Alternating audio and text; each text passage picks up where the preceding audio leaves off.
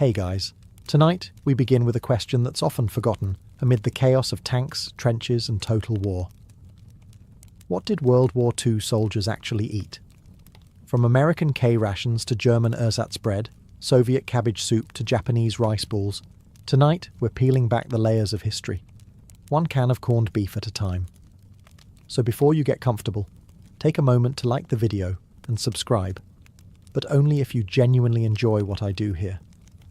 And let me know in the comments where you're tuning in from and what time it is for you.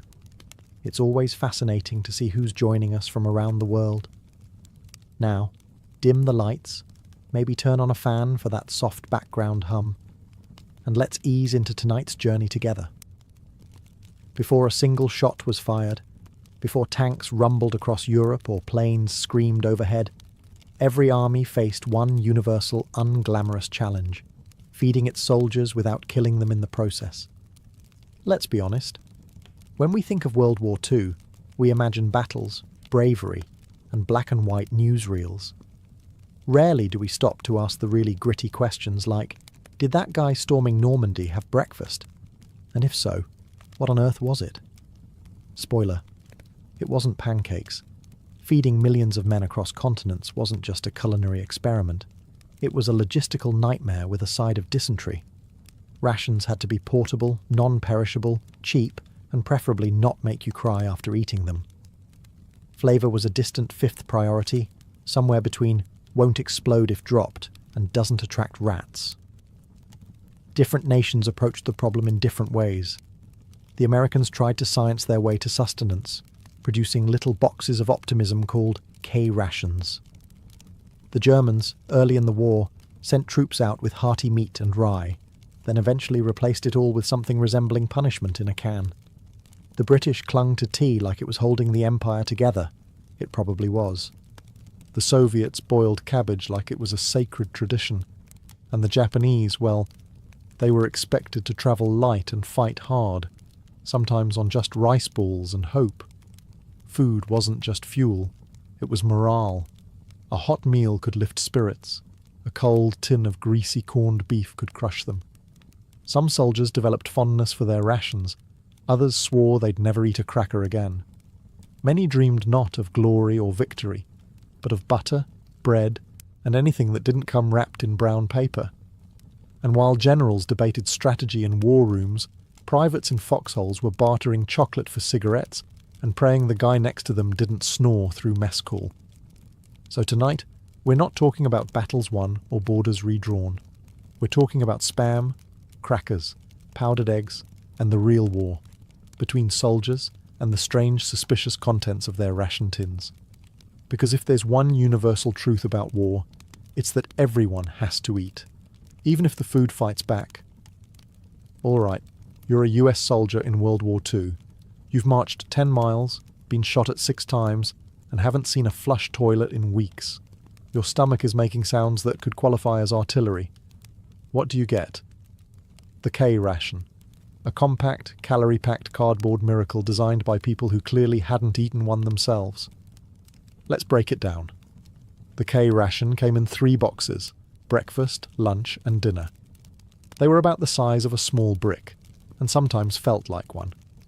Each box contained just enough food to technically qualify as nutrition, while emotionally preparing you for combat via culinary disappointment. Breakfast kicked off strong. A can of ham and eggs, which was neither hammy nor eggy. The texture? Think Spam meets drywall. Toss in rock-hard crackers, instant coffee, powdered lemonade. Why? A couple of sticks of gum, 4 cigarettes, because nothing says balanced breakfast like a Marlboro. And best of all, 1 single sheet of toilet paper. Just one. Make it count. Lunch was not better. You might get cheese spread with more chemicals than cheese, another stack of jaw-shattering biscuits, and a chocolate bar so dense it could double as tank armour. No spoon? No problem. You'd use your knife, a stick, or blind rage to scoop it out. Dinner was meat and beans, which looked like a crime scene in a can. With it, more crackers, more gum, and sometimes, if you prayed hard, a tiny fruit bar, which tasted like someone whispered the word apple over a piece of wood. Despite their taste, K rations were nutritional marvels. Roughly 3,000 calories a day, packed with protein, fat, sugar, and just enough flavour to ensure you didn't accidentally enjoy it. Troops often swapped components like prison traders. Cigarettes for chocolate, cheese for crackers, anything to dodge the ham-egg trauma. But every now and then, you'd find a Hershey bar. Real chocolate. Real comfort. For one bite, you weren't in the mud. You were back home. That alone made the rest of the ration worth tolerating. So yes, the K ration was dry, weirdly square, and kind of tasted like war. But in the end, it was the fuel that helped win a global conflict, one questionable meat product at a time. If the K ration was the army's idea of a meal, then the D ration was their idea of a survival threat disguised as dessert. The D ration looked like a chocolate bar, came wrapped like a chocolate bar, and was issued to soldiers as a chocolate bar. But that's where the similarities ended, because this wasn't your sweet little Hershey's Kiss.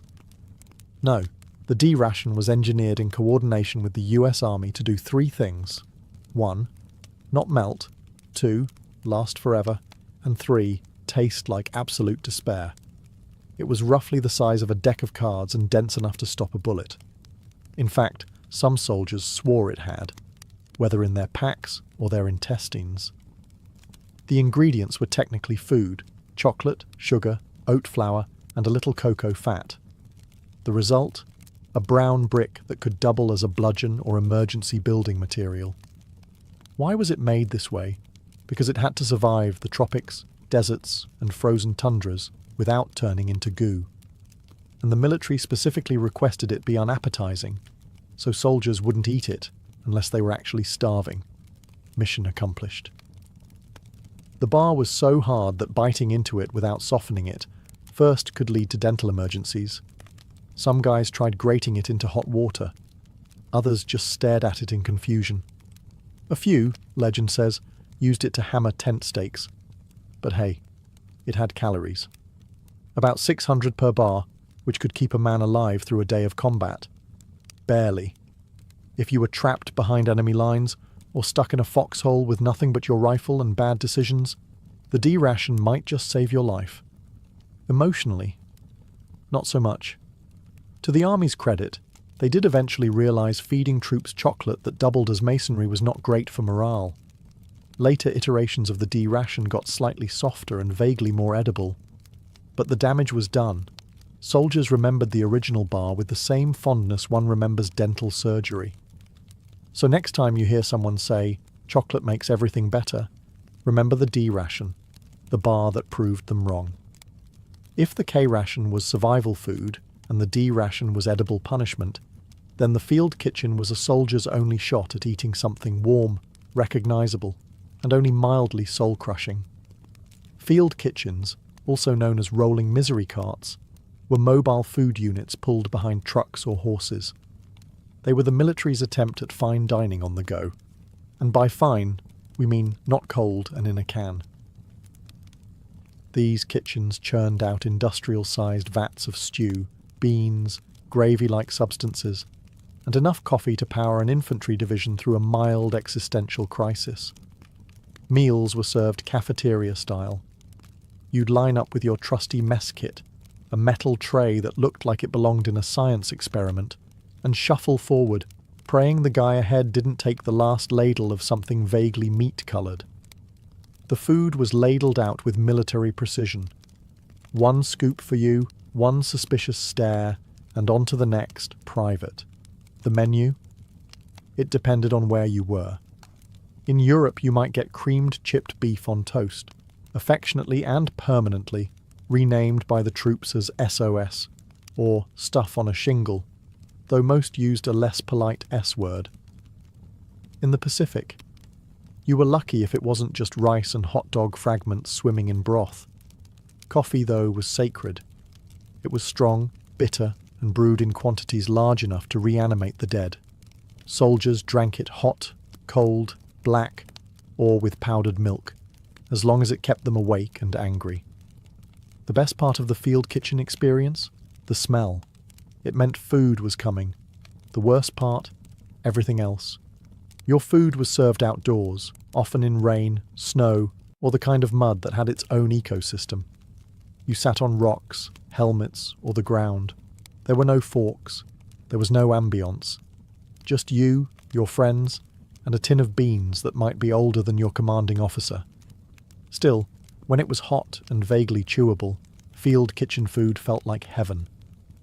It wasn't glamorous, but in a world of chaos, bullets, and K-rations, it was the closest thing to comfort food. At the start of World War II, German soldiers marched into battle with swagger, clean uniforms, and something shockingly rare in wartime logistics: actual food that resembled real meals. The early war Wehrmacht ration was downright luxurious compared to what most other armies were choking down.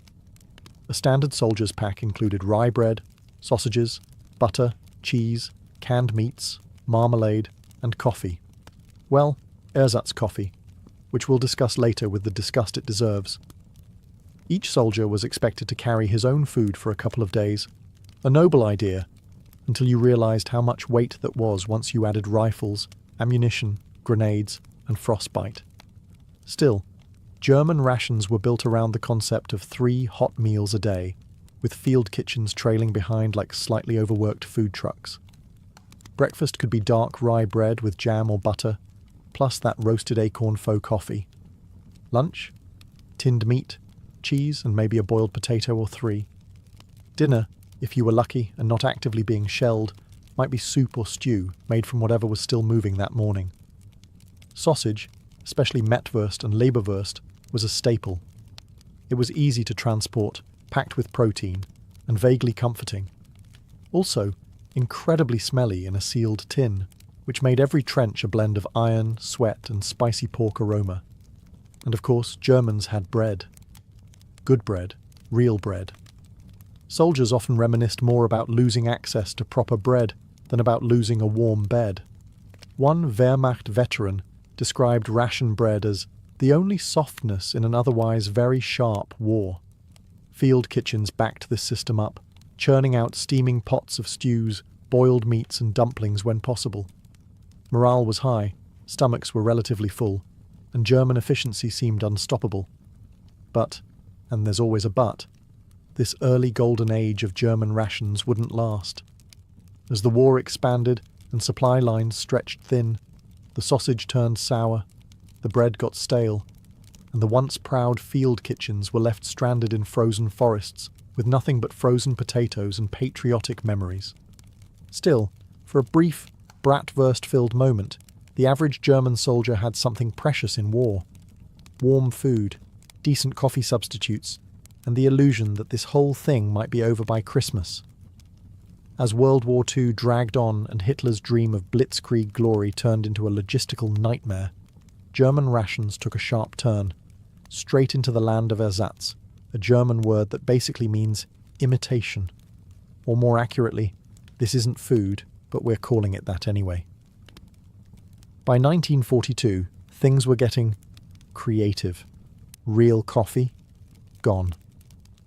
In came Ersatzkaffee, a charming blend of roasted acorns, chicory, sugar beet, or barley. It smelled like despair and tasted like something brewed in an old boot. It technically resembled coffee, if you'd never had coffee before and were very forgiving. Bread?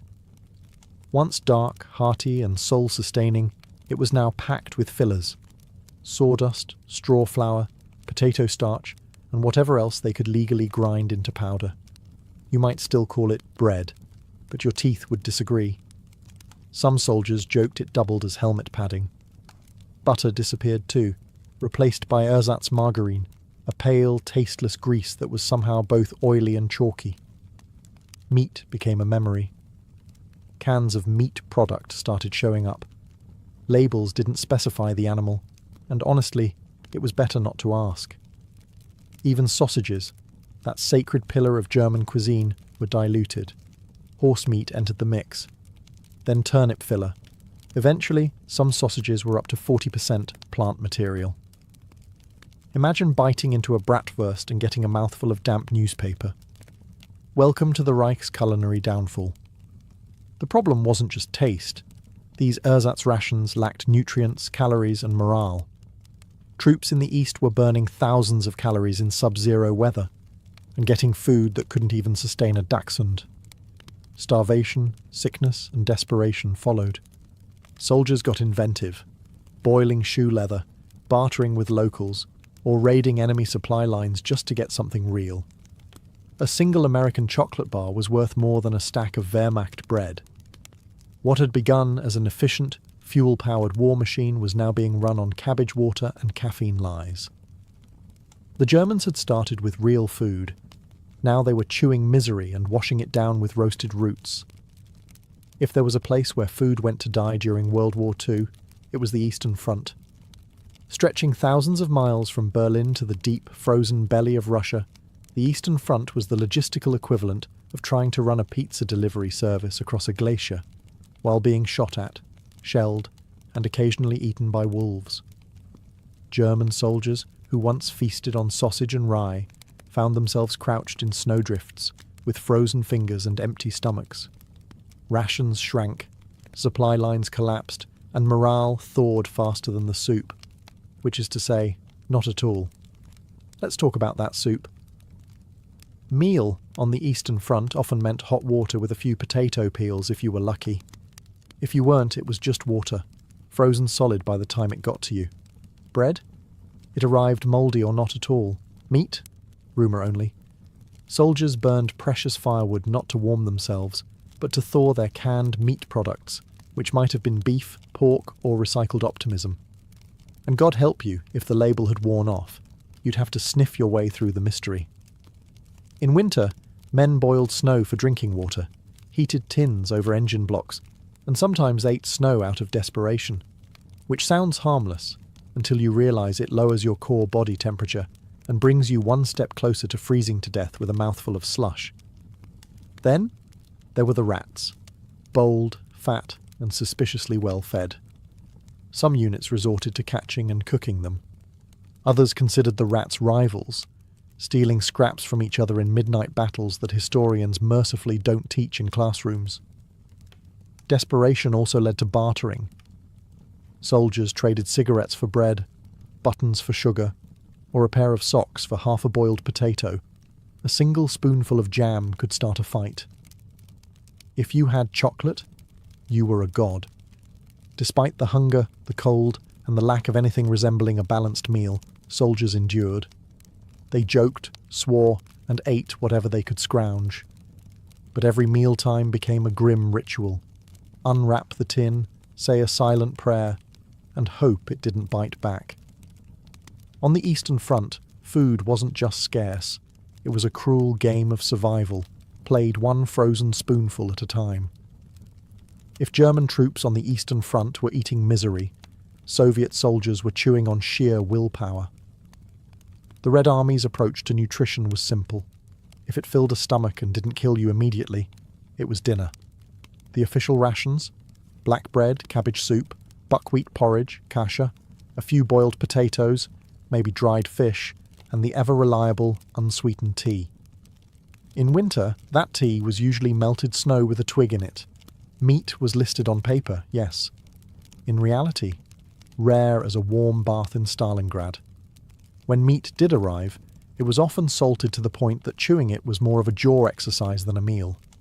Still, it was considered a luxury. Soldiers licked the fat off old meat tins just to savour the memory. And then there was the bread, a staple of every Soviet meal. It was coarse, black, and made from whatever grain was still legal to eat. It was also strictly rationed. A typical serving could fit in your palm and be gone in 2 bites, if you didn't try to save it by licking it slowly like a sad war lollipop. Cabbage was the hero of Soviet cuisine. Soup, stew, stuffed, shredded or fermented. If there was a pot, there was cabbage in it. So much cabbage, in fact, that some Soviet soldiers joked they smelled it in their sleep and dreamed of becoming turnips just to escape the cycle. Still hungry? Good.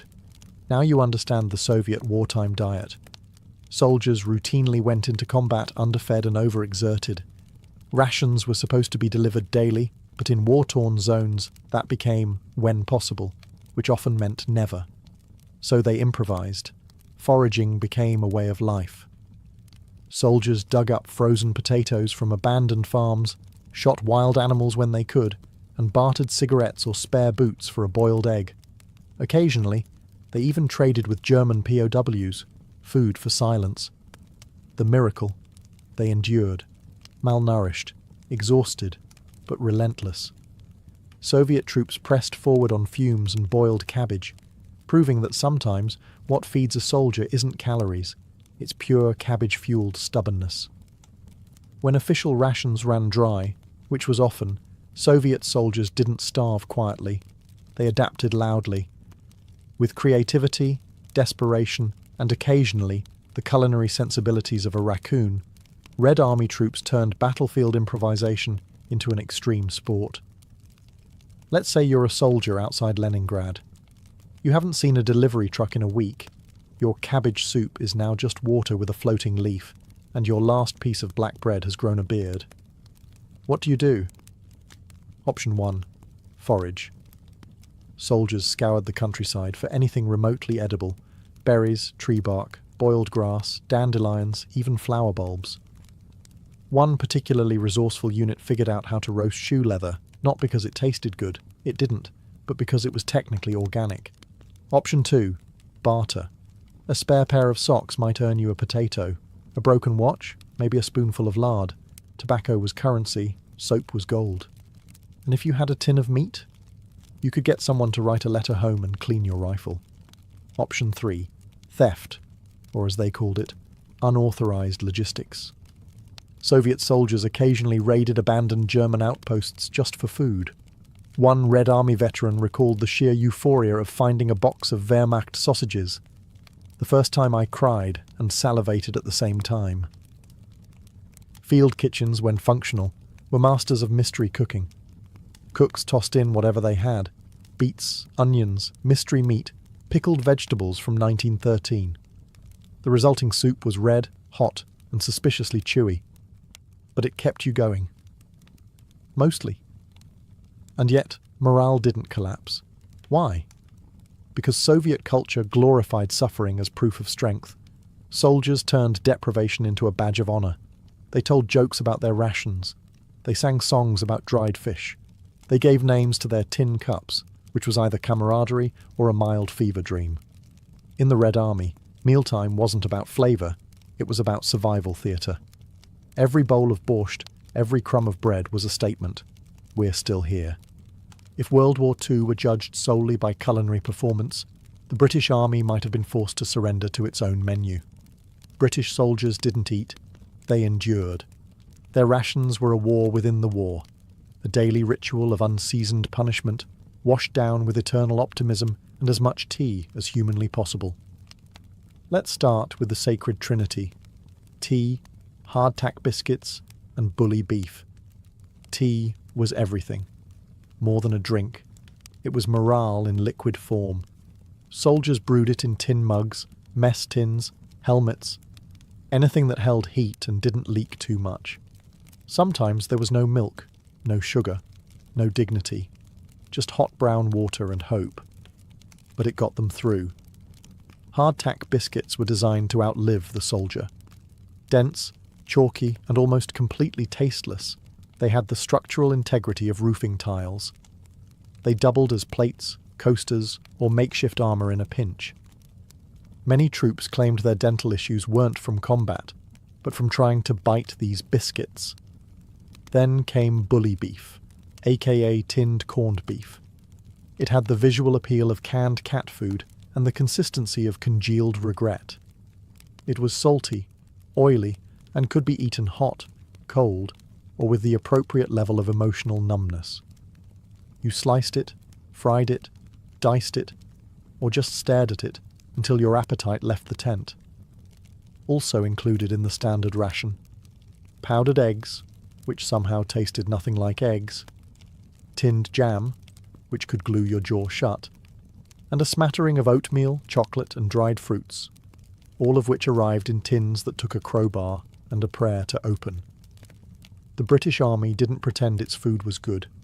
It pretended it was sufficient, and in fairness, it kept soldiers alive, barely. Field kitchens could sometimes provide stews, stewed prunes, and the occasional surprise, a real egg, a slice of bread, or something not immediately depressing. But no matter the food, there was always tea. Shells could fall, trucks could explode, but if there was hot water, there was a brew. And in that mug, steaming in a muddy trench, was Britain's greatest ration of all: stubbornness in a cup. By mid-war, British soldiers weren't just fighting the Axis. They were fighting ration fatigue, an invisible enemy that came disguised as another tin of corned beef. The British military supply system was held together with string, hope, and a suspicious number of forms in triplicate. Fighting across multiple continents, from North Africa to Italy to the jungles of Burma, meant rations got weirder the farther you were from London, and colder, and often squishier. A ration in Cairo might arrive slightly warm and edible. A ration in the Burmese jungle? It might arrive mouldy, half-eaten by ants, and 2 weeks late. And still, soldiers saluted it, heated it, and ate it. Because that's what British resilience looked like, chewing quietly through despair. Water was always boiled, not just to kill bacteria, but because boiling meant tea. Tea was sacred. Men would risk sniper fire to retrieve a kettle. A warm cup could make the difference between a breakdown and a moment of British dignity in the mud. When supplies were tight, and they often were, soldiers got creative. They rehydrated powdered milk into tea whitener, spread jam on hardtack with bayonets, and seasoned meat with sarcasm. One soldier reportedly made a stew out of bully beef, raisins, and crushed vitamin tablets. The result? Morally questionable, but technically food.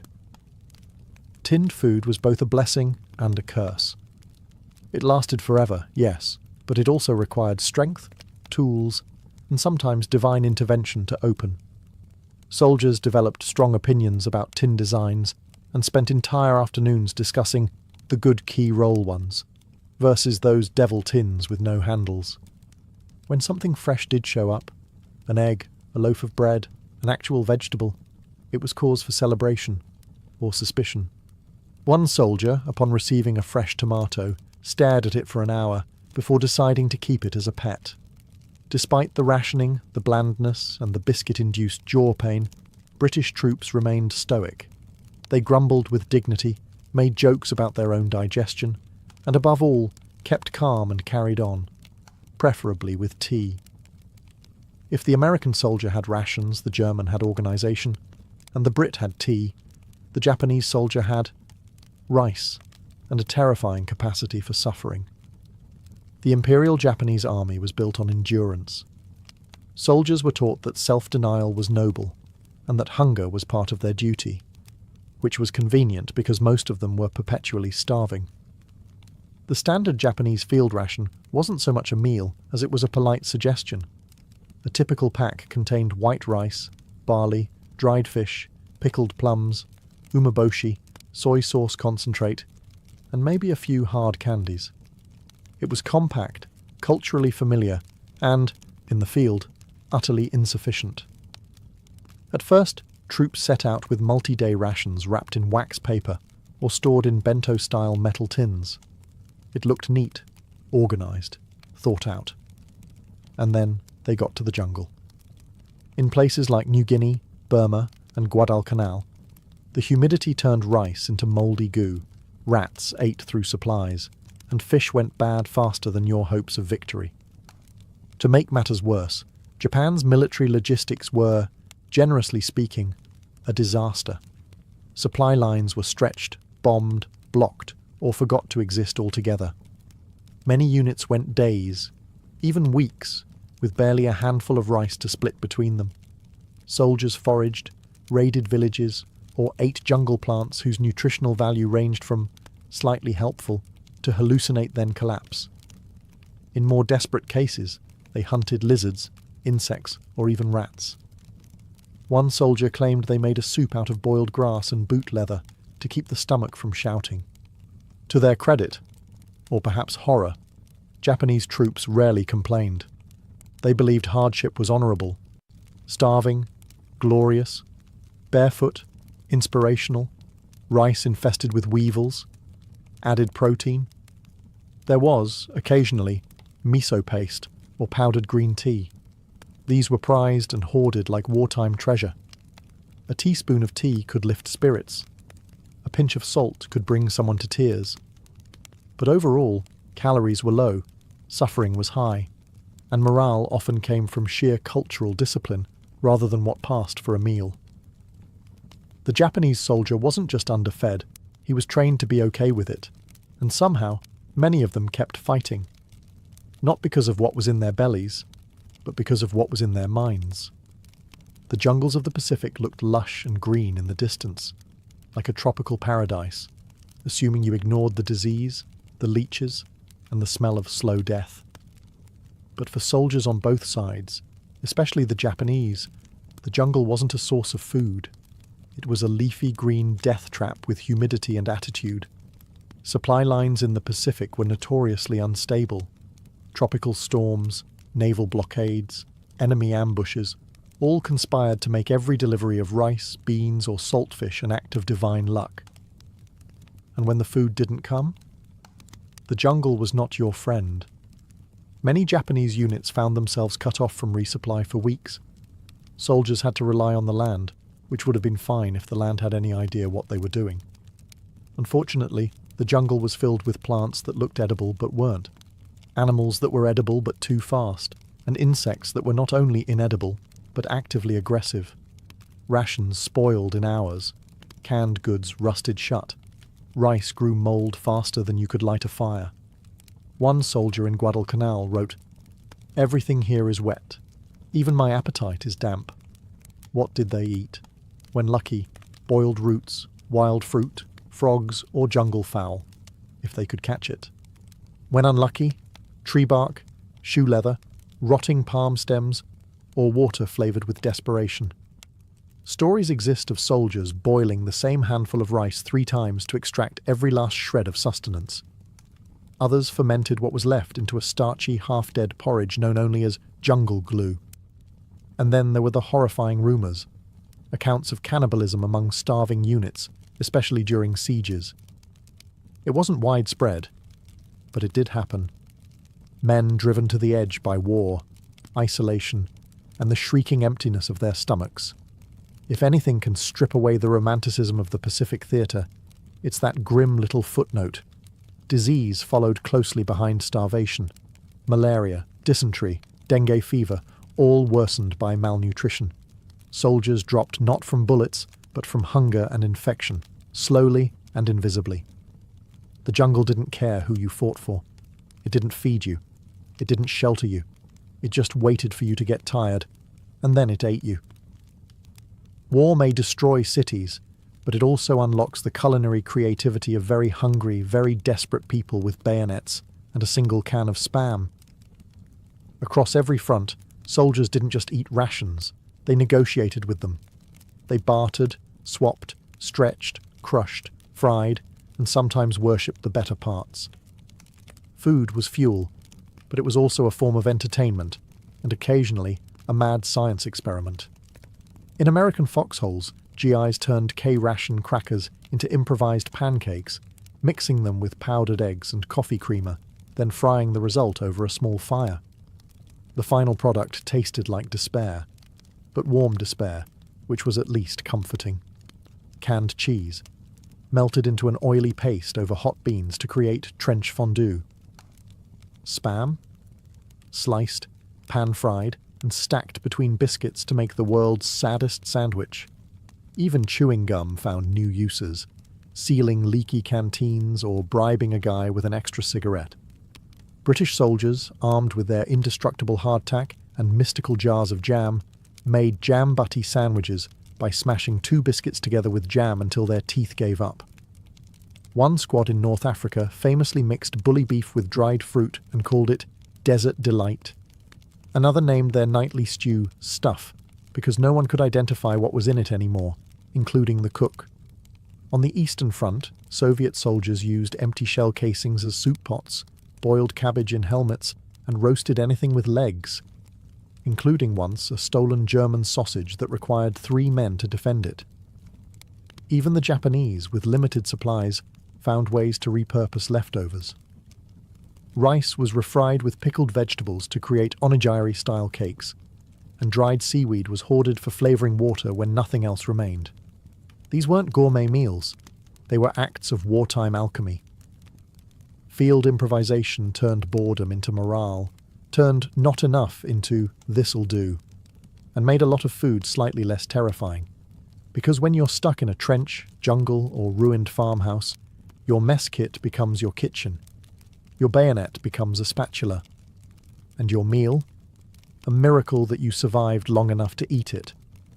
Long after the guns fell silent, long after uniforms were packed away and medals boxed in drawers, one thing stayed with veterans of World War II: the food. Or more precisely, the memory of the food. For many soldiers, rations were more than just sustenance. They were the backdrop to trauma, camaraderie, grief, boredom, and hope. A bite of bully beef could conjure a foxhole in France. A whiff of cabbage soup brought back the frozen trenches outside Stalingrad. A can of Spam wasn't just meat, it was a moment in time. Some remembered their meals with dark humour. American vets would joke about choking down a D ration like it owed them money. British troops swapped stories of trying to trade hardtack biscuits with locals, only to be laughed at. One Soviet veteran claimed he couldn't eat bread for years after the war, not because he hated it, but because it felt like sacred ground. Food marked the boundaries of war. A fresh apple meant you were near a farm, and maybe peace. A hot stew from a field kitchen meant you weren't dying that day. Even bad coffee meant someone cared enough to boil water. Then there were the care packages, those precious morale-boosting gifts from home. Chocolate bars, dried fruit, powdered milk, handwritten notes tucked beside cookies. These weren't just treats, they were emotional lifelines. Some soldiers hoarded them, others shared them. A few rationed them out one bite at a time, stretching hope across weeks of horror. And yet, some flavours stuck around too long. Veterans joked that they could still taste the metal of the tin decades later. One GI swore he could still smell Spam every time it rained. Another insisted his nightmares occasionally starred powdered eggs. Because when you eat in war, you're not just feeding your body, you're anchoring your existence. You're trying to stay human in a world gone mad, and that means every meal, however bland or bizarre, becomes part of you. So next time you toss a snack in the microwave, think of those soldiers, cooking with firewood, bayonets, and sheer determination. For them, every bite was survival, and the taste? It never really left. The ink was barely dry on the US Constitution when the young republic found itself brewing its first major crisis, one that came not from foreign invaders or political factions, but from something far more potent: whiskey. In the early 1790s, America was broke. The Revolutionary War had left the nation buried in debt, and the new federal government, led by President George Washington and Treasury Secretary Alexander Hamilton, needed a plan. Hamilton, ever the fiscal mastermind, proposed an excise tax on domestically produced distilled spirits, whiskey being the most common. To the urban elites and coastal merchants, it sounded reasonable. But on the western frontier, it sounded like a punch in the face from a powdered wig aristocrat. Out west, in places like western Pennsylvania, whiskey wasn't just a drink, it was currency. Farmers distilled their surplus grain into whiskey because it was easier to transport, less perishable, and far more profitable than raw crops. Bartering whiskey for goods and services was part of daily life. So when the federal government started taxing it, many frontier folk saw it not as a revenue measure, but as a betrayal, a reminder that power was drifting back to the same kind of distant authority they'd just fought a revolution to escape. To make matters worse, the tax structure itself seemed custom-built to screw over small producers. Large distilleries could pay an annual flat fee, but small-time distillers, like the ones populating the Appalachian Hills, had to pay per gallon. Translation: the little guy paid more, proportionally.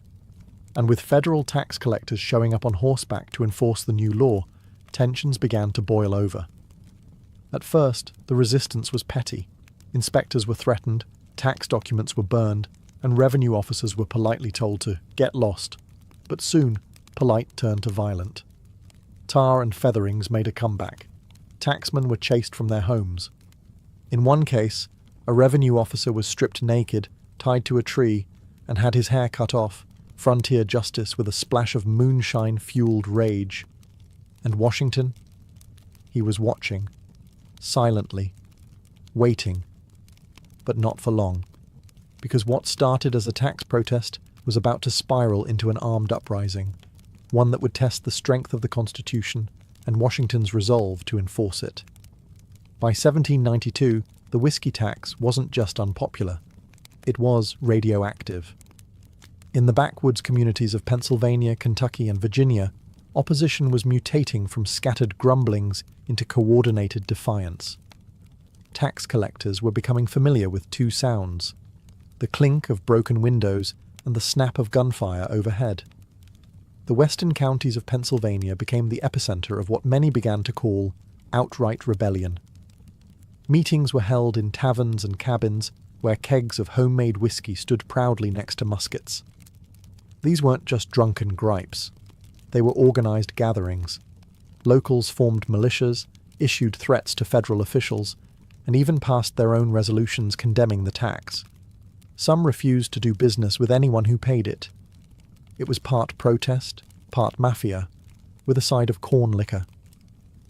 In 1793, things escalated further. Tax collectors and sympathizers were ambushed, whipped, and humiliated. One man was captured and paraded through town with a sign reading "Coward" hung around his neck. It was like the Boston Tea Party, but drunker and with worse hygiene. The federal courts responded by issuing summonses to bring the rebels to justice. But good luck serving legal papers in a place where the local sheriff might be part of the mob. The region was effectively slipping into lawlessness. Local officials either turned a blind eye or quietly sided with the insurgents. President Washington, usually calm and measured, started gritting his false teeth. The Whiskey Rebellion was threatening not only public order, but also the legitimacy of federal law itself. If the government couldn't enforce its own taxes, then what was the point of a constitution? What was the point of government? Still, Washington didn't rush. He sent federal commissioners to negotiate with the rebels, but it was like trying to serve tea at a bar fight. The rebels had already formed committees, held conventions, and in some cases talked about full-on secession. They saw themselves not as criminals, but as patriots standing up to tyranny. Meanwhile, Hamilton, ever the hawk, was whispering in Washington's ear, "You want to let these guys stomp on the Constitution? Really? After everything we just went through?" And so, Washington made a decision. One that would shock the rebels and set a historic precedent. He would raise a federal army against his own people. By 1794, the Whiskey Rebellion had become more than a backwoods tantrum. It was an outright challenge to federal authority. George Washington, who had led a revolution just a decade prior, now found himself in the bizarre position of leading an army against Americans, the very citizens he helped liberate. And this wasn't some ragtag militia. Washington called upon more than 12,000 troops, nearly 3 times the size of the force he had at the Battle of Trenton. That included state militias from Maryland, New Jersey, Virginia, and Pennsylvania. Many of these troops were volunteers, but others were voluntold. It was the largest federal force ever marshalled in the US to that point. And it wasn't going to war with the British or French. It was marching west to put down angry farmers with pitchforks and moonshine stills. Hamilton, never one to miss a dramatic moment, rode out with the army like some powdered wig version of Patton. He was thrilled. This was his big moment to show that the federal government had teeth and wasn't afraid to bite. Washington, though reluctant, knew the stakes.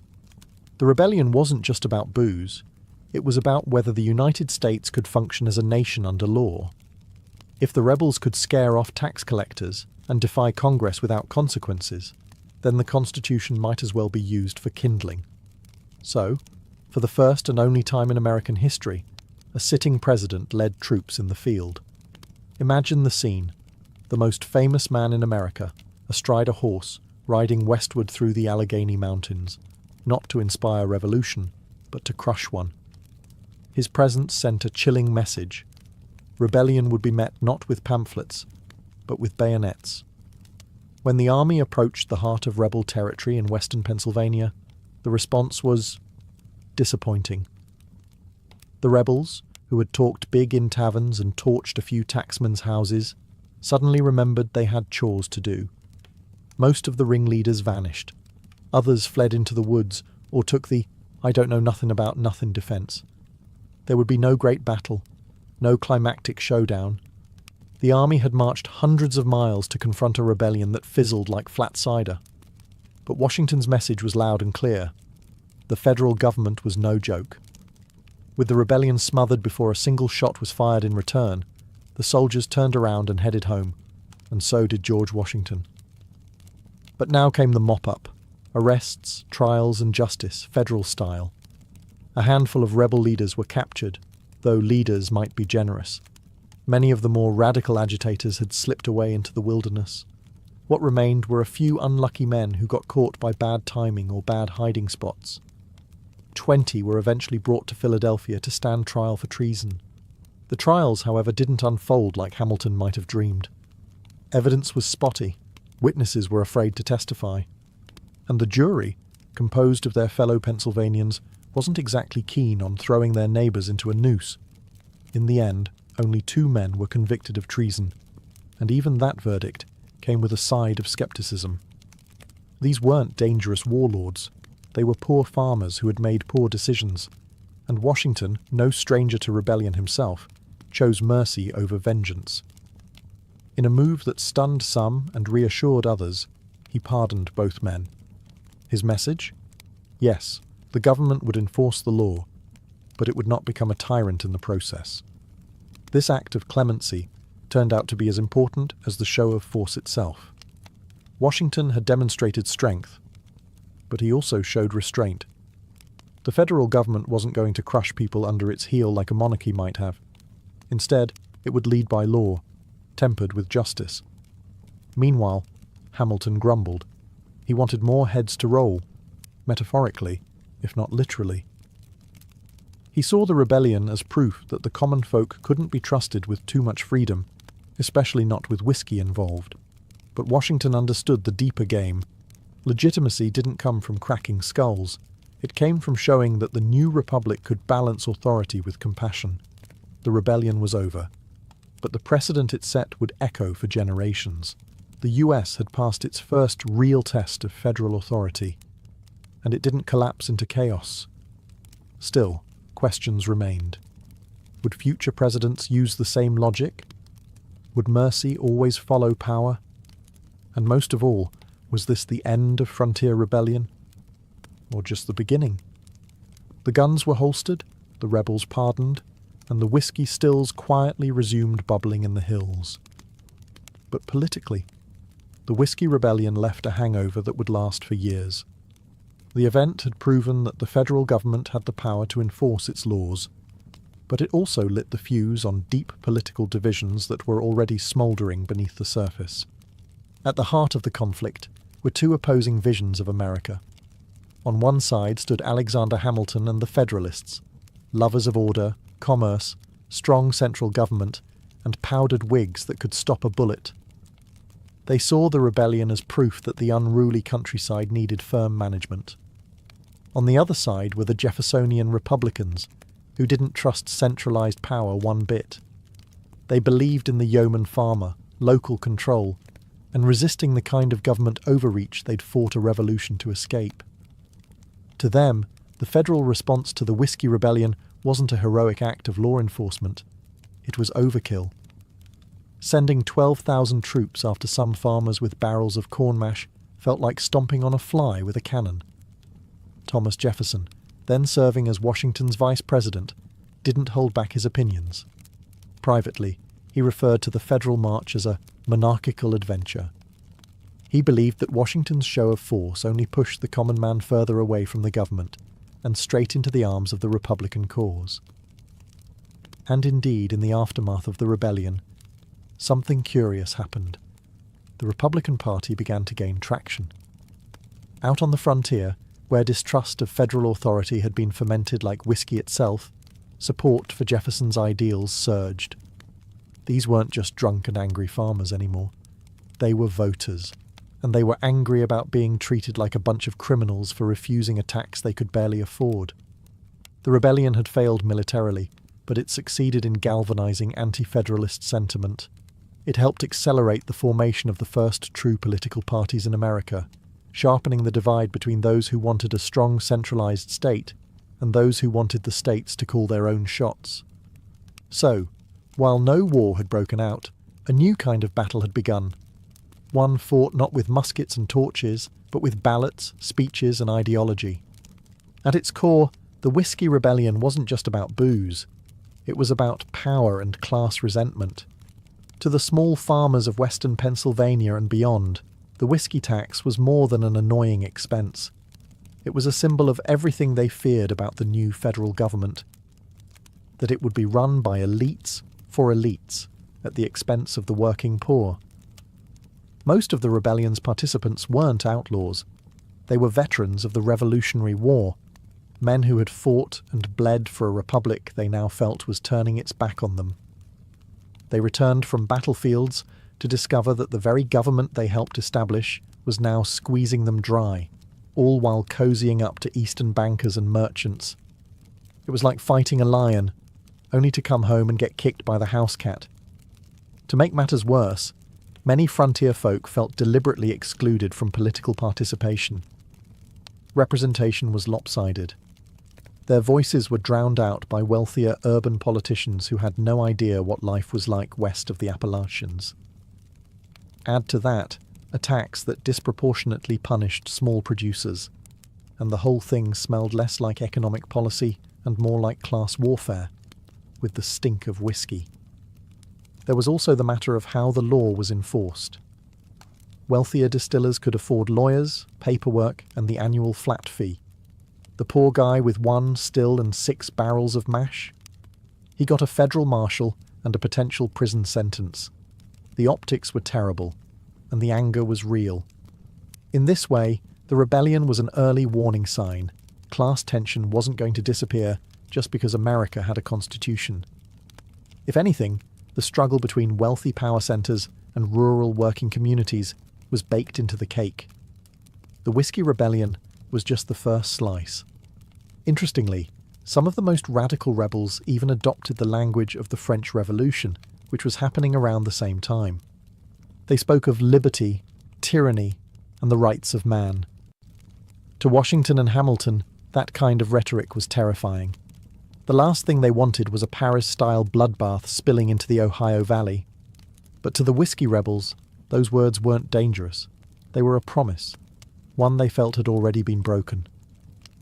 George Washington's decision to personally lead troops into western Pennsylvania was as bold as it was risky.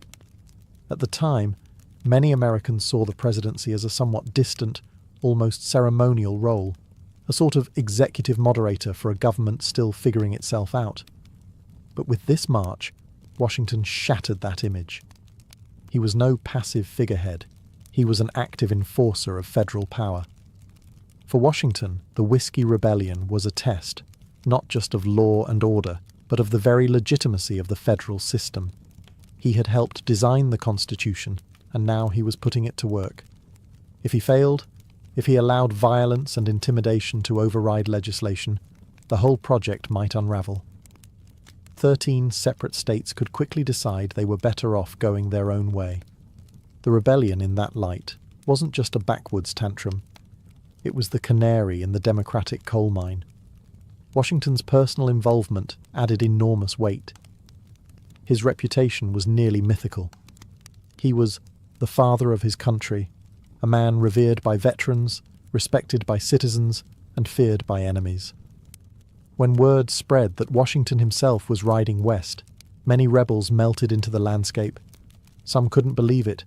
Washington was the hero of liberty. Now he was marching on citizens over whiskey. But the gamble paid off. Washington didn't need to fire a single shot to win. His presence alone restored order, and he knew when to stop. Once the rebellion dissolved, he withdrew. He didn't occupy the region, didn't punish the masses, didn't turn it into a show trial. He just reminded everyone, firmly, that the law was not optional. Yet not everyone applauded. Some, especially in the Jeffersonian camp, accused Washington of using military force to silence legitimate political dissent. They painted the march as an overreaction, a flex of executive muscle that could have turned ugly fast. Even some Federalists worried. What precedent had just been set? Still, the rebellion's swift collapse allowed Washington to exit the presidency on a high note. He had enforced the law without becoming a tyrant. He had shown strength without cruelty. But quietly, Washington understood. This wouldn't be the last time America's unity would be tested. And next time, the outcome might not be so bloodless.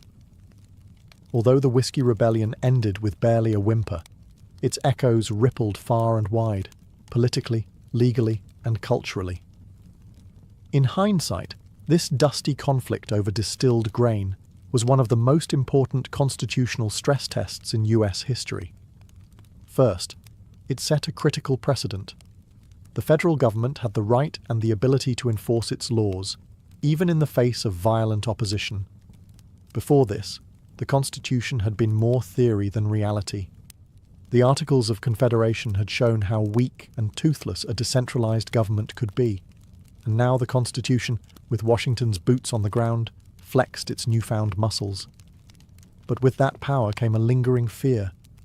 Many Americans, especially in rural areas, began to see the federal government not as a representative of their will, but as a distant, eastern elite that didn't understand or care about frontier life. The very same people who had once cheered the revolution now whispered about oppression from Philadelphia and New York instead of London. Culturally, the Whiskey Rebellion became legend in the Appalachian Hills. Stories were passed down of brave distillers standing up to federal agents. Some were exaggerated, some romanticized, but all carried the same message. Government doesn't always have your back. And if you want something done, sometimes it takes more than a vote. It takes a still, a rifle, and a few angry neighbors.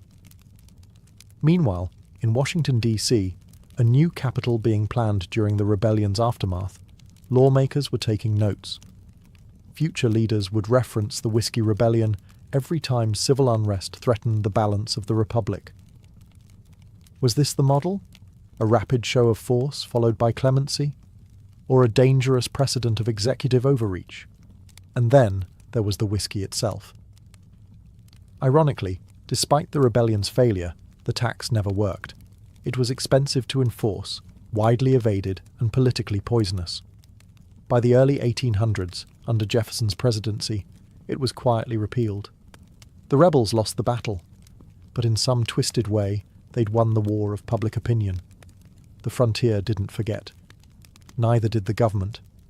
And future presidents would face their own rebellions, both large and small, with the ghost of 1794 riding just behind them, reminding them that order is fragile, and that the Republic is always one barrel away from boiling over.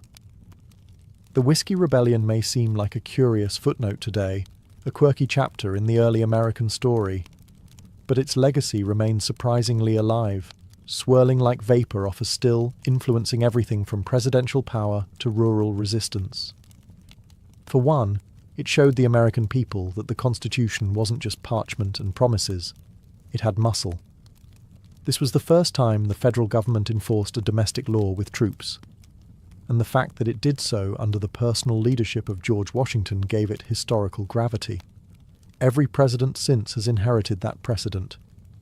Lincoln, Eisenhower, even recent presidents deploying the National Guard during domestic unrest, all trace a faint line back to 1794 and a president on horseback. The rebellion also injected lasting skepticism into the heart of American politics. Frontier distrust of centralized government became a core part of US political identity. It didn't matter that the rebellion failed. It proved to millions that distant elites could and would flex their power when it suited them. That spirit of rural defiance?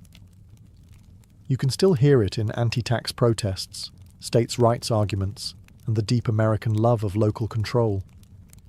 In short, the rebellion planted seeds of resistance that never quite died out. They just fermented. Whiskey itself, believe it or not, also reaped a strange legacy. Far from being demonized, it became a symbol of independence and grit. The very substance that sparked a rebellion is now toasted in bars as a proud American tradition. In fact, the American whiskey industry, especially bourbon and rye, wears its rebellious roots like a badge of honor. You'll find distilleries named after rebellion leaders, bottles designed to evoke frontier spirit, and slogans that practically dare the IRS to come knocking again. And finally, the event taught a young country something fundamental.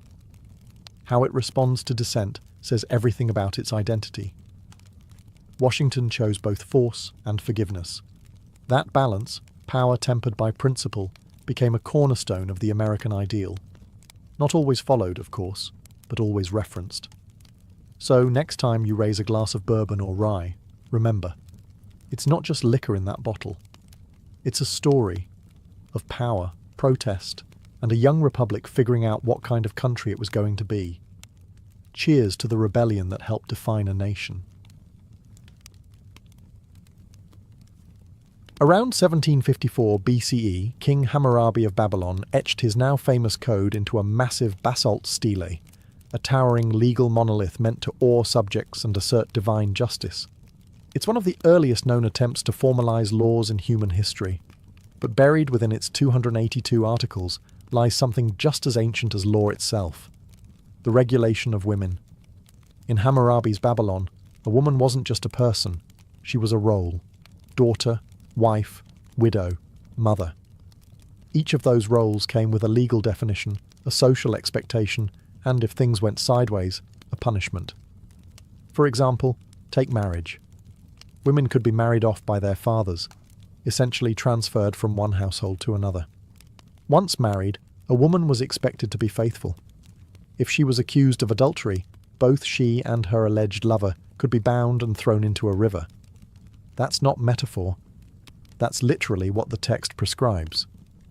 However, if her husband decided to spare her life, the court often agreed. Romantic, in a grim sort of way. Meanwhile, if a man cheated on his wife, Hammurabi didn't seem all that concerned. Male infidelity wasn't exactly headline news in Mesopotamia. The imbalance was stark. Female honor was family honor, while male honor was more flexible. But not all the laws were oppressive. Some provisions offered women surprising protections, especially widows. A widow had the right to remain in her late husband's house and manage his property until her sons came of age. If there were no sons, she could even inherit directly. In that way, Hammurabi's code recognized a woman's capacity for financial and legal responsibility, but only within the strict bounds of family structure. There were also laws about divorce. A woman could leave her husband if he was cruel or neglectful, but proving it was no small task. If her claims couldn't be verified, she could be branded a liar and punished severely. Justice wasn't blind. It just squinted harder when the accused wore a veil. So, what did Hammurabi's code teach us about women in ancient Babylon? That they weren't invisible? Far from it. They were named, categorized, judged, and occasionally protected, but always through the lens of control. Law gave them a place, but rarely the power to shape it. Travel a few hundred miles west from Babylon, and fast forward a few centuries, and you arrive in ancient Egypt, a civilization where the scales of justice were personified by Ma'at, the goddess of truth, balance, and cosmic order. And unlike many of their neighbors, the Egyptians had a surprisingly progressive view, at least on paper, when it came to women's legal rights. Egyptian women, whether rich or poor, had the legal right to own property, inherit land, sue and be sued, and even initiate divorce. These weren't just theoretical rights etched on tomb walls. They were practiced, particularly in urban centers like Thebes and Memphis. Women could enter contracts, serve as witnesses, and leave wills. A woman could run a business, lend money, or purchase slaves and livestock. In short, Egyptian law recognized women as legal individuals, not just extensions of their husbands. This autonomy might seem ahead of its time, and in many ways it was. Women weren't locked out of temples or courts. In fact, priestesses played important legal and ritual roles, and some even served as judges or scribes. Legal documents from the New Kingdom show women filing complaints against male relatives and winning. But, and there's always a but, this relative legal freedom came with social constraints. Most women still lived under the authority of a father or husband, and while they could own land, they were often expected to pass it down through male heirs. The law said yes, but society often said not quite. Marriage, though not a religious institution in Egypt, was still legally binding. Husbands and wives could divorce for reasons as varied as infertility, infidelity, or even emotional incompatibility. Divorce didn't carry a social stigma, and children were usually cared for by the mother, who retained rights to her dowry and often received additional property. Punishment under the law was theoretically equal, but practically speaking, class and connections mattered far more than gender. A noblewoman could get away with things that would send a peasant woman straight to the crocodiles. Literally. So, was ancient Egypt a feminist utopia? Not exactly. But compared to the rigid patriarchies of Mesopotamia or later Greece, it offered women something rare: the ability to participate in legal life as people, not just property. In a world ruled by gods and pharaohs, that was no small thing. In ancient India, the legal world of women was governed by Dharma, the moral and social order at the heart of Hindu philosophy. Codified in texts like the Manusmriti, Laws of Manu, this framework offered a deeply hierarchical and duty-driven system, where women were honoured, protected, and respected, so long as they stayed in their place. The Manusmriti, compiled sometime between 200 BCE and 200 CE, had a lot to say about women, much of it contradictory. On one page, it declared that, where women are honoured, the gods rejoice. On another, it warned that a woman must never be independent. The tone swung between reverence and restriction, between divine praise and domestic captivity. Women were legally bound to male guardians throughout their lives: father during childhood, husband during marriage, and sons during widowhood. This triad of male control wasn't just cultural, it was encoded into law. Autonomy was not the ideal, obedience was. Marriage laws were especially rigid. A woman's primary duty was to marry, bear sons, and serve her husband faithfully. Widow remarriage was generally frowned upon, or outright banned, depending on the caste and period. Sati, the infamous practice where widows were expected to throw themselves onto their husband's funeral pyre, was not universally enforced, but found moral validation in some legal and religious texts. The Manusmriti didn't command it, but it also didn't condemn it. That said, there were exceptions. Women of the upper castes sometimes received education and could inherit property in the absence of male heirs. In some regions and periods, matrilineal traditions survived, particularly in the south. Women could serve as advisors, poets, and even rulers, though these were rare and usually exceptional. Divorce was rare and generally disapproved of, though certain grounds like impotence, cruelty, or abandonment were sometimes recognized. Still, it was the man who had more legal freedom to cast aside a marriage. Punishments, too, were gendered. A woman caught in adultery could be disfigured or outcast. A man, he might get a fine or a slap on the wrist if he had high status. In short, ancient Hindu law wrapped women in layers of veneration and restriction. They were sacred, but sacred like a temple statue, not like a free citizen, revered but rarely empowered. When we think of ancient Greece, we often imagine democracy, philosophy, and drama. But for half the population, women, the legal system was less about ideals and more about invisibility. Especially in classical Athens, women were legally seen not as individuals, but as permanent minors, bound to the guardianship of their nearest male relative for life. In Athenian law, women couldn't vote, own property independently, or represent themselves in court. They could not enter contracts or even leave the house without a male escort in many cases. If the Code of Hammurabi defined women as legally subordinate, Athens perfected the art of locking them out entirely. Marriage was more of a property transaction than a romantic union. A woman's kyrios, usually her father or brother, arranged her marriage, and she moved into her husband's household as part of an exchange of dowries and land. Legally, she was transferred like livestock, a living, breathing asset passed between men. And yet, paradoxically, her fidelity was of enormous legal importance. If an Athenian woman committed adultery, her husband could legally divorce her immediately, and any man caught with her could be executed. Yes, executed, without trial. The irony? Her husband could sleep with courtesans or slaves without legal repercussion. Double standards weren't just common, they were built into the legal structure. Women couldn't initiate divorce themselves, but they could return to their father's house if abandoned or mistreated. However, any legal action on their behalf had to be taken by a male relative. Even in cases of rape or assault, a woman could not bring charges. Her kyrios had to speak for her. There were exceptions. In Sparta, women enjoyed more freedom. They could own land, receive education, and walk freely.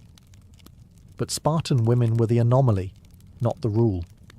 In most city-states, a respectable woman's name was supposed to be spoken as little as possible. The ideal woman was modest, silent, and invisible. And yet, in the shadows of Greek law, women endured. They raised generations, managed households, and in some rare cases, wielded influence from behind the veil of legality. But officially, they weren't citizens. They were shadows in a system that prized logic and liberty, for men only. In the world of ancient Rome, the law was a powerful instrument, and like everything else Roman, it was deeply structured, hierarchical, and pragmatic. Roman women weren't equal citizens by any stretch, but compared to their Greek counterparts, they occupied a slightly more visible and legally complex space within society. At birth, a Roman woman fell under the patria potestas, or the absolute authority of her father. Upon marriage, that authority could either transfer to her husband, manus marriage, or remain with her natal family, sine manu marriage. The latter became increasingly common over time and allowed married women to retain legal ties to their original household, and even manage property independently in some cases.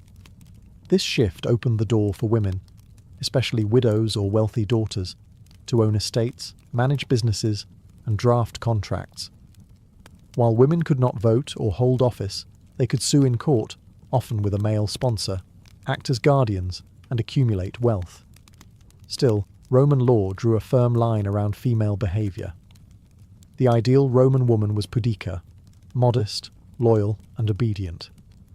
Adultery, once treated as a private offence, became a public crime under Augustus's moral reforms.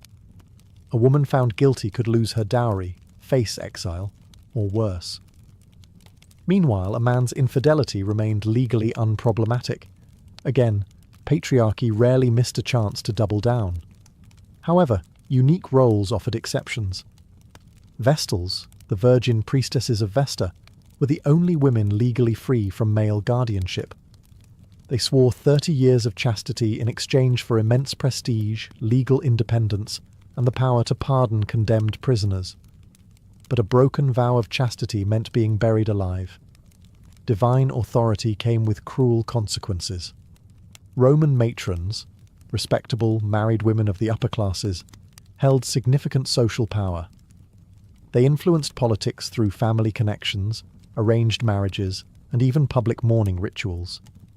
The legal system acknowledged their status through protections for property and legal mechanisms like tutela, a type of male guardianship that, by the imperial period, was often symbolic.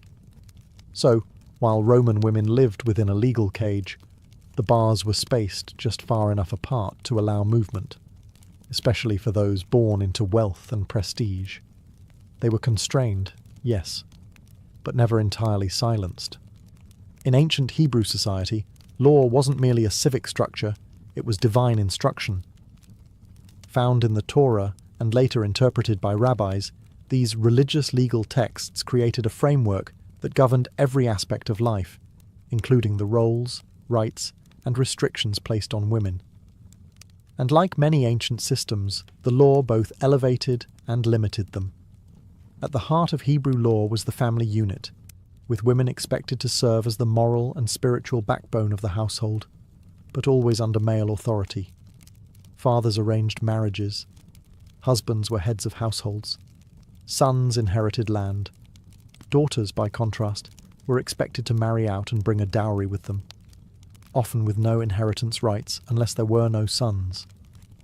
However, women were far from voiceless. The ketubah, a marriage contract, gave them legal security in the form of promised financial support and spelled out responsibilities in marriage. If a man failed to provide food, clothing, or intimacy, a woman could seek divorce, a rare provision in the ancient world. But she couldn't initiate it directly. A rabbinic court or her male kin had to advocate on her behalf. Adultery laws were starkly unequal. A married woman caught with another man could be stoned to death, according to Deuteronomic law. A man caught with a married woman, same punishment. But if the woman was unmarried or a slave, the rules became murkier, usually resulting in fines or marriage, depending on the social status involved. In cases of rape, the law demanded a fine and marriage to the victim, an outcome that modern readers understandably find deeply problematic. Ritual purity laws also played a massive role in how women were legally perceived. During menstruation or childbirth, women were considered ritually impure and were temporarily restricted from religious life and physical contact. These laws reinforced ideas of female otherness, not necessarily as sinful, but as symbolically set apart. And yet, the Hebrew Bible is full of strong, legally significant women. Deborah the judge, Ruth the Moabite widow who navigates the inheritance system, and Esther, who bends royal law to save her people. These women were rare, but their presence reveals that the law wasn't always airtight, and that boldness, wisdom, and faith could sometimes make space where the law had closed a door. The Achaemenid Empire, founded by Cyrus the Great in the 6th century BCE, ruled over a vast, diverse population, from Babylonians and Egyptians to Greeks and Medes. And in that sprawling empire, Persian law operated with a level of tolerance and pragmatism uncommon in many ancient societies. This legal flexibility extended, in interesting ways, to women.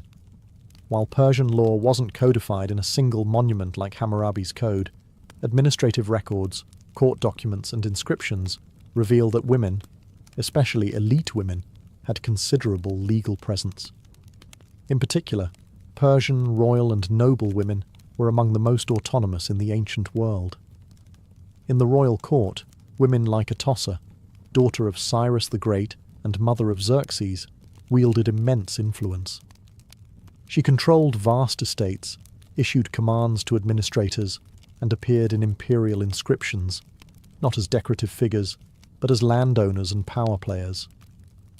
Records from the Persepolis fortification tablets show women receiving rations, managing work crews, and overseeing production in royal estates. These weren't isolated cases. High-ranking women, especially those close to the king, had legal authority over labour and property. Marriage and family law in Persia combined local customs with overarching imperial oversight.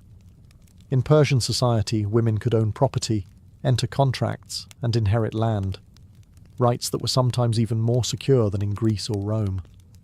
Dowries were legally protected, and women could reclaim them if the marriage ended. Divorce was possible for both men and women, though the process often leaned in favour of the husband, unless serious abuse or infertility could be proven. Punishment laws, however, were still gendered. Adultery was a capital offence, especially for women.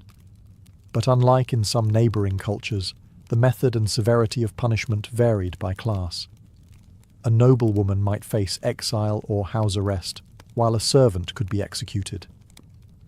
The law, as always, bowed to hierarchy. Zoroastrianism, the empire's dominant religion, also influenced Persian views on women. While spiritually both men and women had roles in cosmic dualism, practical religious purity laws imposed restrictions on menstruation, childbirth, and bodily contact, echoing patterns seen in Hebrew and Hindu systems. In all, Persian law offered women a curious mix: freedom through rank, respect through religion, and limits through custom. The higher your status, the louder your legal voice. In ancient China, law was not just a system of rules, it was an expression of harmony, hierarchy, and Confucian morality.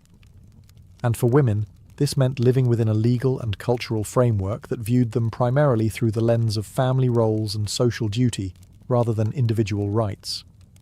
The earliest codified Chinese laws appear during the Zhou dynasty, but it was under the Han dynasty, 206 BCE, 220 CE, that legal structures began to crystallize alongside Confucian ideology. Confucian teachings emphasized the three obediences.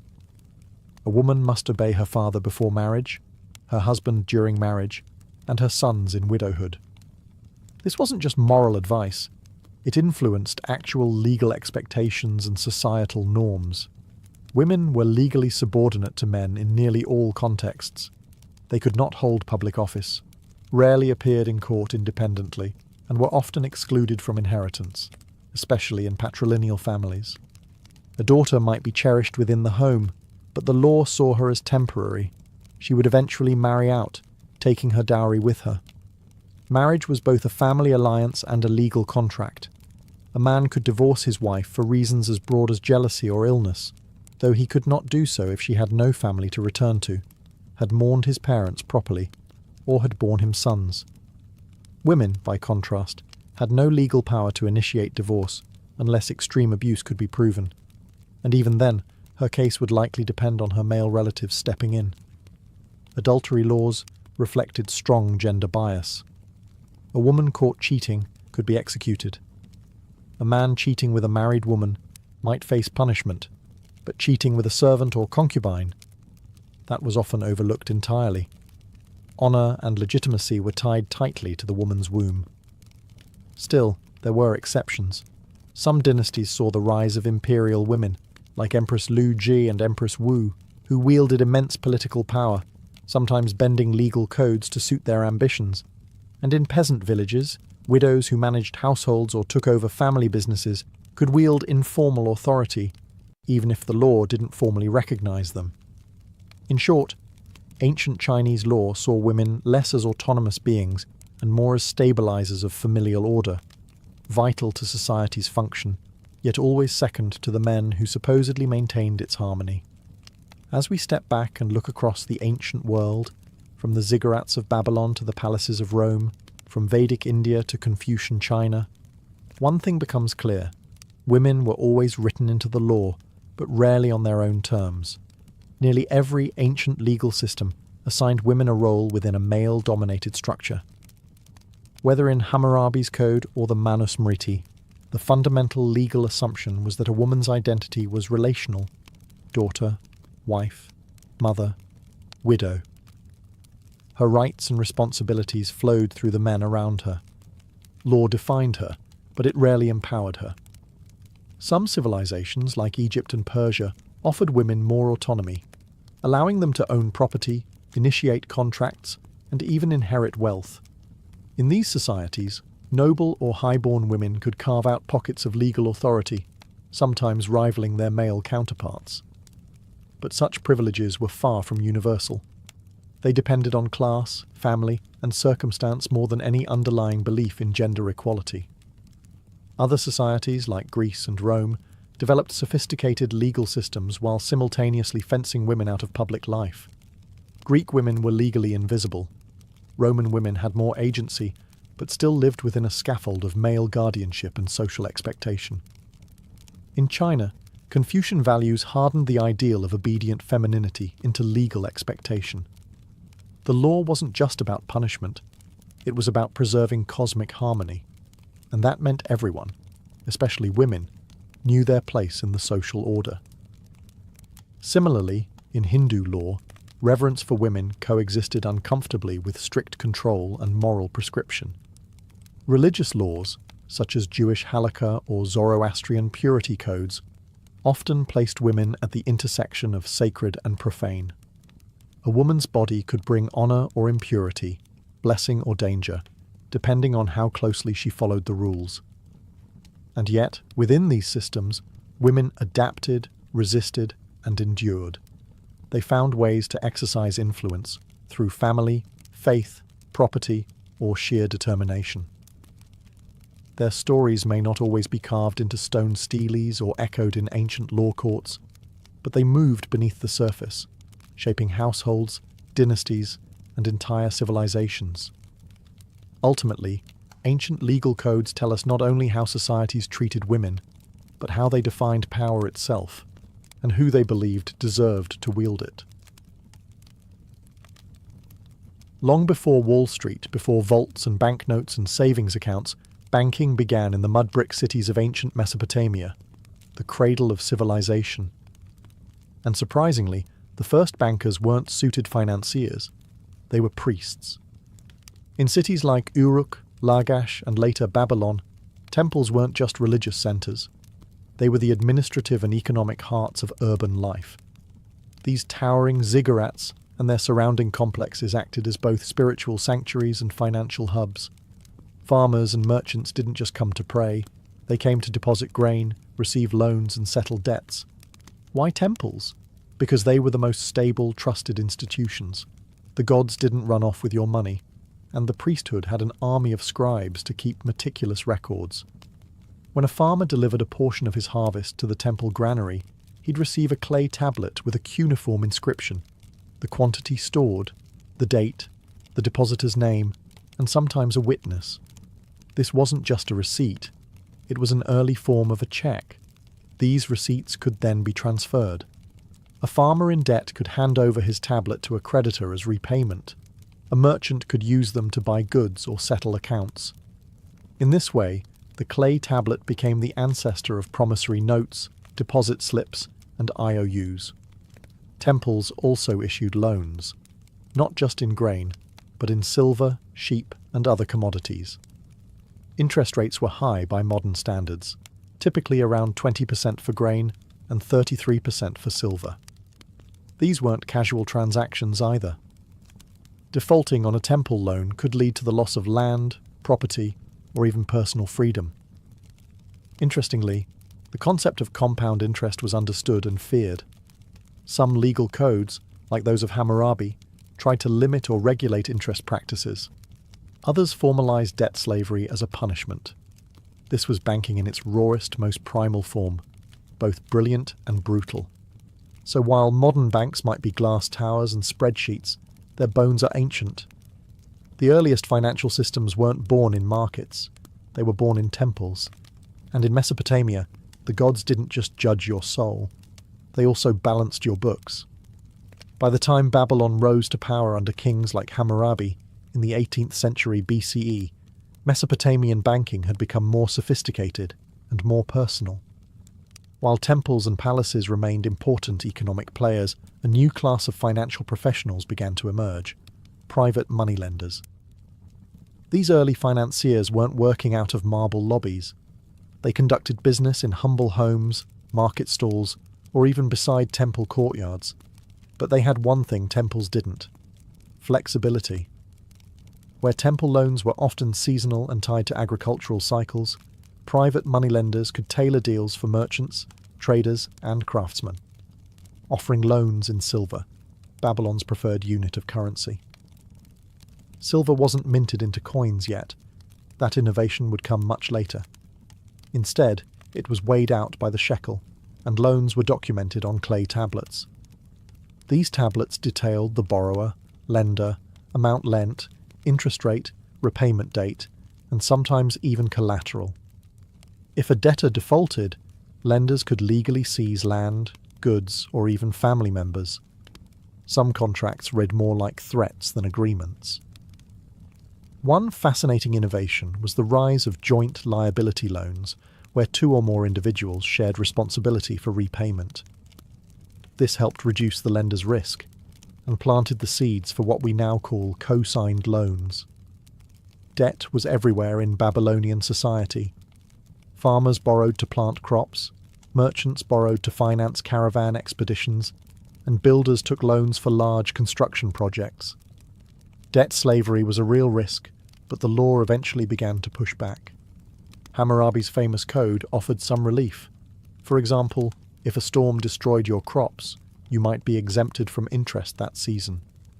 Babylon also introduced promissory notes and letters of credit, used to transfer money across distances without transporting physical silver. These tools allowed wealthy merchants to expand trade and move money without the risk of robbery, a proto-form of the modern banking network. It's easy to think of banking as a modern system tied to stock tickers and interest rates.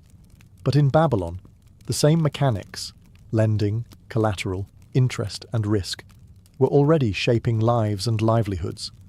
Their tools were made of clay, not code, but the game was much the same. In ancient Egypt, economic life revolved around two constants, the Nile River and the pharaoh's granaries. While Egypt didn't develop a formal banking system in the same way as Mesopotamia or later Greece, it nonetheless maintained sophisticated financial practices, rooted in temples, royal treasuries, and massive state-administered storage systems. Instead of coins or silver shekels, Egypt's economy was built on grain. Wheat and barley weren't just food, they were currency. Taxes, wages, and debts were often measured in sacks of grain, and these were stored in vast, centralized granaries. Like Babylonian temples, Egyptian temples functioned as both religious and economic centers, serving as secure storage sites and financial record offices. Scribes recorded every delivery, withdrawal, and transaction on ostraca, pottery shards, or papyrus scrolls. These acted as receipts, contracts, and even early forms of checks. If you deposited 10 sacks of grain at the temple granary in Thebes, you might receive a receipt which could be traded or presented elsewhere to retrieve an equivalent amount, a precursor to modern bank drafts. Loans were common. A farmer might borrow seed grain to plant in the spring, with the promise of repayment after the harvest, usually with interest. Rates varied, but a 25–30% interest rate on grain wasn't unusual.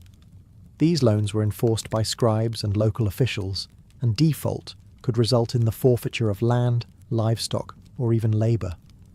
Unlike Babylon, however, private lending in Egypt was more restricted. The state played a dominant role in organising economic exchange. High officials, priests, and royal administrators were the main actors in large-scale financial activity. Yet there are surviving records of private individuals, especially women, acting as lenders and creditors in local communities. These cases were less common, but they demonstrate a level of grassroots financial agency not often acknowledged. Coinage was introduced only during the late period, influenced by foreign powers like the Persians and later the Greeks. But even then, Egyptians preferred grain and barter systems over metal money. Proof that a functioning economy doesn't need coins, just trust, storage, and records. So while Egypt lacked the sleek columns of a Roman bank or the aggressive contracts of Babylon, it ran a tight temple-based economy built on grain, writing, and bureaucracy, and laid the groundwork for financial infrastructure that lasted thousands of years. With the rise of city-states like Athens and Corinth in the 5th century BCE, ancient Greece introduced two financial revolutions, the minted coin and the money changer.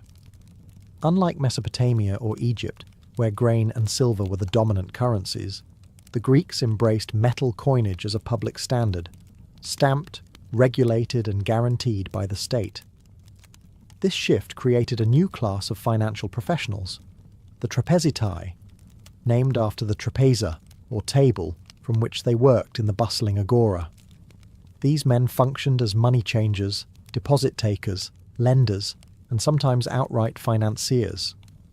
They exchanged foreign coins, held money for safekeeping, offered loans, and even kept accounts for their clients, a rudimentary form of checking.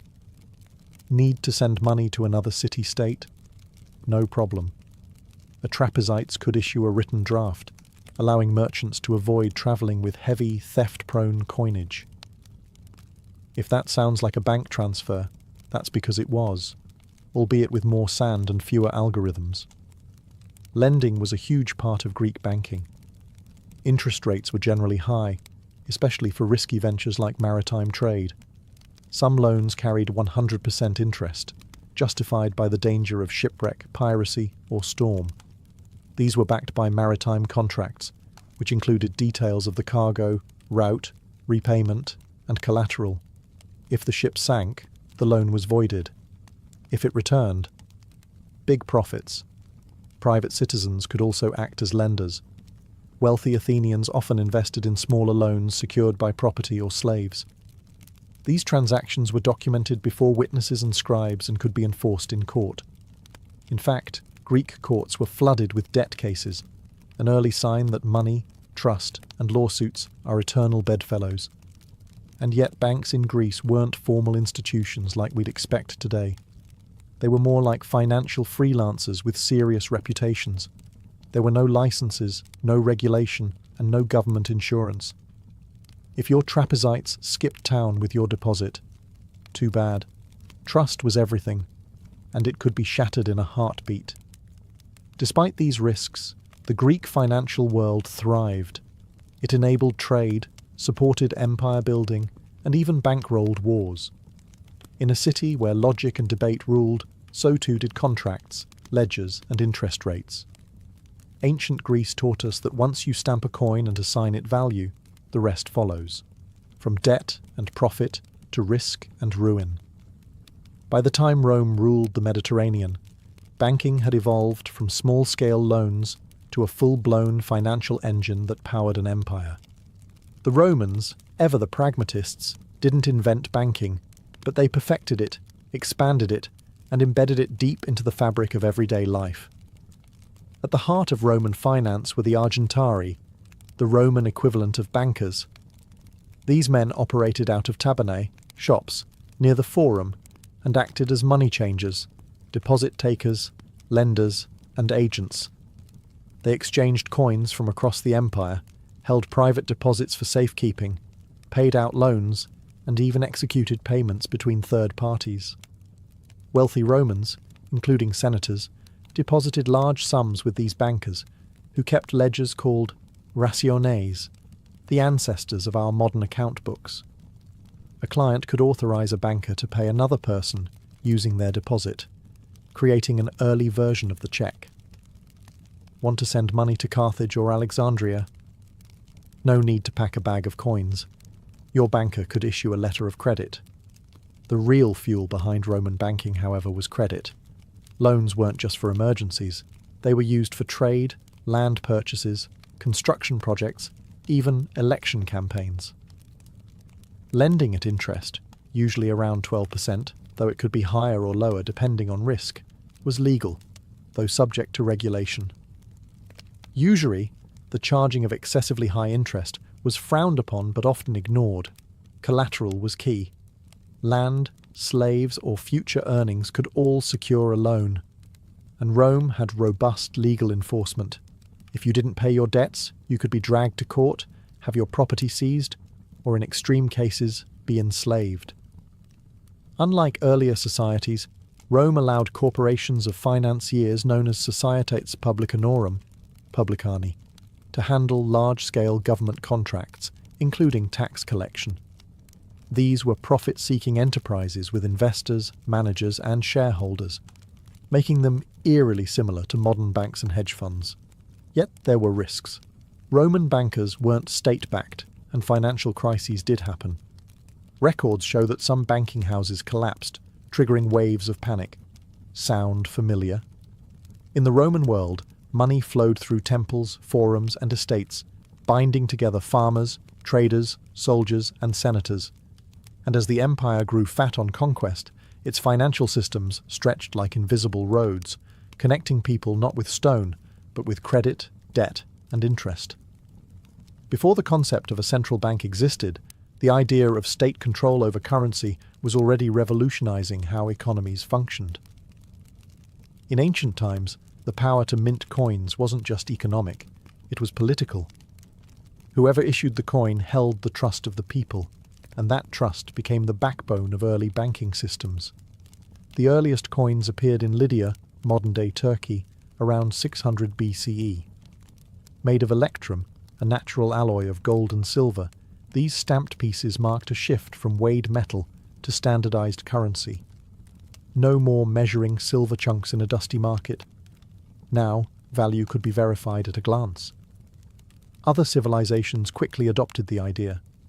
The Greeks minted drachmas, the Persians issued darics, and the Romans built an entire empire on denarii. These coins bore state symbols, images of gods or rulers, and inscriptions, not just to represent value, but to signal legitimacy and control. A coin was as much a piece of propaganda as it was a financial tool. With state-backed coinage came new financial behaviors. Hoards of coins were stored in temples, households, and merchant treasuries. Lending became easier and more portable. Coins could circulate quickly across city-states, and with uniform weights and metal content, traders could move goods across borders with confidence. In turn, early bankers, from Mesopotamian lenders to Roman argentari, adapted to this new certainty. They no longer needed to test weights or purity as frequently. Instead, they tracked coins by type, year, and issuer. This consistency reduced transaction friction, expanded trade routes, and made loans more predictable. Coinage also played a role in inflation and monetary policy, albeit in crude forms. Rulers could debase coins by mixing cheaper metals into the mix, stretching the treasury, but undermining trust. Roman emperors famously did this to pay their armies, triggering cycles of devaluation and economic instability. Still, the idea stuck. Currency backed by a state, stamped with its symbol and guaranteed in value. This concept laid the groundwork for everything from medieval gold coins to modern fiat money. In a way, each ancient coin was more than just a piece of metal. It was a promise, a contract, and a tool of empire. It told you not only how much something was worth, but who had the power to decide. In the ancient world, the line between faith and finance was often thin, if it existed at all. Temples didn't just serve the gods. They also served as the earliest safe deposit boxes, banks, and loan offices. Why? Because people trusted the gods far more than they trusted kings, merchants, or wandering moneylenders. Take Delphi, for instance. The sanctuary of Apollo wasn't just a religious destination, it was a financial powerhouse. City-states stored war funds there, wealthy individuals deposited fortunes, and treasuries were built within temple precincts. Religious centers like Delos, Ephesus, and Jerusalem also acted as de facto banks, offering security, prestige, and scribes who kept careful records. A vault under divine watch was seen as safer than any home or fortress. These temples played several financial roles. They held deposits, issued loans, and in some cases even collected interest. In Mesopotamia, as early as the 3rd millennium BCE, temple priests oversaw lending systems where borrowers repaid with grain or silver. In Egypt, temple granaries stored wealth, issued receipts, and facilitated trade. In Greece and Rome, temples frequently held public funds, safeguarded spoils of war, and underwrote construction and festivals, all under the sacred seal of a deity. And temples weren't just passive vaults, they actively lent money. In Athens, for example, the Temple of Athena on the Acropolis loaned silver to the state at interest to fund major public works. Gods, apparently, were patient creditors. Religion also provided the ethical framework for finance. Ancient Hebrew law, for instance, prohibited charging interest to fellow Israelites, but allowed it for foreigners, a moral boundary that blended spiritual identity with economic policy. Hindu Dharma texts laid out rules for fair lending, debt repayment, and even the spiritual consequences of financial misconduct. Of course, these systems weren't without flaws. Temples could be looted in wartime, clerics could be corrupt. But for most of the ancient world, temples were the most trusted institutions, enduring, stable, and reinforced by divine fear. So when you picture ancient banking, don't just imagine dusty coins and cloaked lenders. Picture golden statues, incense and marble columns, because for thousands of years, the safest place to put your money wasn't under a mattress. It was beneath the watchful eyes of the gods. Long before the invention of credit cards or mortgage calculators, ancient economies ran on a system that was surprisingly familiar. Borrow now, pay later, with interest. Whether you were a Mesopotamian farmer, a Greek merchant, or a Roman senator, if you needed capital, you went to a lender. But the ancient rules of lending were often harsher, and the consequences of default far more personal. Interest wasn't just allowed, it was expected. In Babylon, rates were steep, 20% for grain, 33% for silver, often compounded annually. These figures weren't considered predatory, they were standard. High risk meant high reward, and borrowers understood that if the harvest failed or a caravan didn't return, they were still on the hook. Temples and private lenders alike made fortunes off these loans, and unpaid debt could lead to debt slavery or seizure of property. In ancient Greece, especially Athens, interest rates varied depending on the risk involved. The riskiest loans? Maritime loans. A lender might front silver to fund a trading voyage, knowing the ship might sink or be seized by pirates. To offset the risk, rates could soar to 100% or more. But if the ship returned safely, both merchant and lender could make a killing. The Romans added legal muscle to these arrangements. Loan contracts were written, witnessed, and sealed. Collateral, land, goods, slaves, was recorded in detail. Miss a payment? Your creditor could take you to court, seize your property, or in rare cases, force you into bonded labour. Roman law set a 12% interest cap, but loopholes and exemptions made that number flexible, especially during times of economic stress. Despite the risk, borrowing was common. Farmers borrowed seed, merchants borrowed to buy goods, politicians borrowed to fund their campaigns. Lending greased the gears of ancient economies. And default was an accepted hazard. And yes, fraud and manipulation were part of the game. Lenders sometimes demanded bribes or added administrative fees. Borrowers could lie about collateral or disappear entirely. Without credit scores or banking regulations, trust and reputation were everything. In the end, ancient loans weren't just financial tools. They were power plays. To borrow was to risk more than money. It was to stake your land, your freedom, sometimes even your family, on the chance that tomorrow would be better, or at least profitable. From grain receipts in Mesopotamia to the silver ledgers of Rome, ancient banking wasn't just a footnote in economic history. It was the foundation. These early systems of deposits, loans, interest, and financial record-keeping didn't just fuel local trade. They quietly shaped the architecture of global finance. At the heart of every ancient banking system was the same challenge we face today: trust. Could people trust that the weight of silver was fair? That the grain in the temple granary wouldn't spoil or vanish? That the lender wouldn't disappear with their deposit? And out of that trust, or the desperate need for it, rose record-keeping, contracts, and ultimately institutional finance.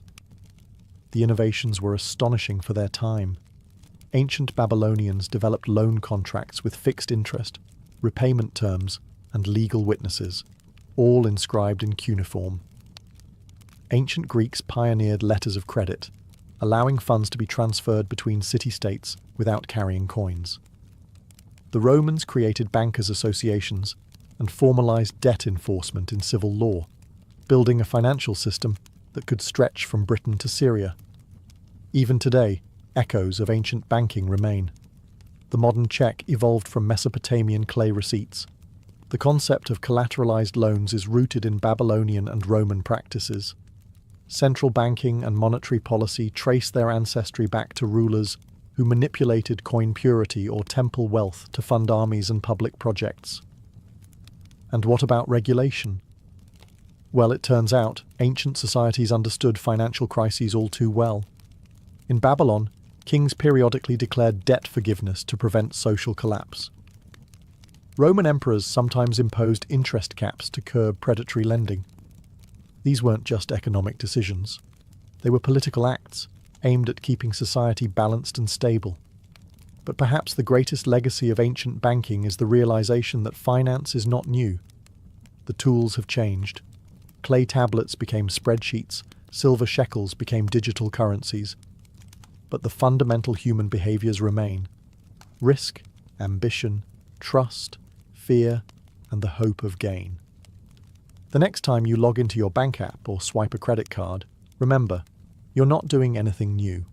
You're participating in a system that began with scribes in temples, coins stamped by kings, and farmers betting their harvest on a better season. And it all began with a simple idea. Sometimes, to build the future, you have to borrow from it.